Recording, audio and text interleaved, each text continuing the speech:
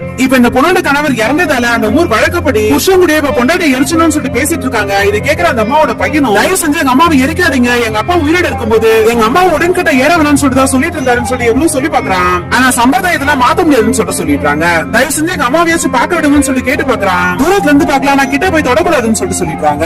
இறந்து போனவருடைய தம்பி பொண்டாட்டியும் அவர் வேணும்னே அவரை பாத்துக்கணுன்றதுக்காக 40 வயசு சின்ன பொண்ணை கல்யாணம் பண்ணிட்டு வந்தாரு. அவர் இறந்து போயிட்டாருன்றதுக்காக இந்த பொண்ணை உடன்கிட்ட ஏற்றது எந்த விதத்துல நியாயம் சொல்லி கேக்குறாங்க. இதே ஒரு பொண்டாட்டி இறந்து போயிட்டா புருஷங்காரங்களாம் ரெண்டாவது ஒரு கல்யாணம் பண்ணிட்டு ரொம்ப சந்தோஷமா வாழ்றாங்க. பொம்பளைங்க மட்டும் ஏன் சம்பிரதாயன்ற பேர்ல இப்படி சாபத்தை உருவாக்கி சாப்பிடுக்கிறீங்கன்னு சொல்லிட்டு பயங்கரமா அழுதுட்டு இருக்காங்க. இப்ப அந்த பொண்ணுக்கு ட்ரெஸ் எல்லாம் மாத்தி பொண்ணுக்கு கூடிய ஊர்வலமா கூட்டு போறாங்க. இப்ப இந்த குட்டி பையனும் அழுதுட்டு அம்மா அம்மான்னு சொல்லி பின்னாடியே ஓட ஆரம்பிக்கிறான். இவங்களும் ஊர்வலமா இப்ப மலையில இருந்து அந்த பொண்ணு கூட்டிட்டு இறங்க ஆரம்பிக்கிறாங்க. இப்ப அவங்க ஒரு இடத்துல நிறுத்தி அவங்க முழுசா எரியணுன்றதுக்காக அவங்க உடம்பு ஃபுல்லா எண்ணெய் ஊத்தி விடுறாங்க.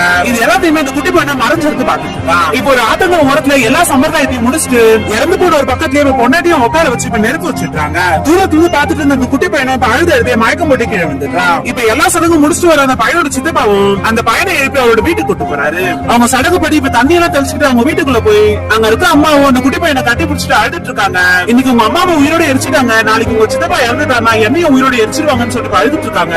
நீயாச்சும் வந்து இதெல்லாம் மாத்தணும்னு சொல்லிட்டு அந்த பையன் கிட்ட சொல்றாங்க.